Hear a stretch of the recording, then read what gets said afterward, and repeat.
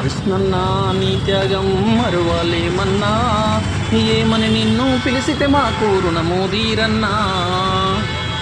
అలుపు ఎరుగక 30 ఏళ్ల పోరాటము నడిపావు, అవమానాలను అవకతవకలను ఎదిరించినావు.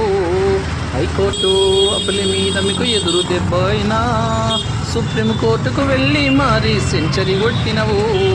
కృష్ణన్న నీ త్యాగం మరువాలేమన్నా, ఏమని నిన్ను పిలిచితే మాకు రుణము తీరన్నా. ఎస్సీ ఎస్టీ ఏబిసిడి వర్గీకరణను ముప్పు తిప్పలు పడి అయినా ముగించుకొచ్చినరు.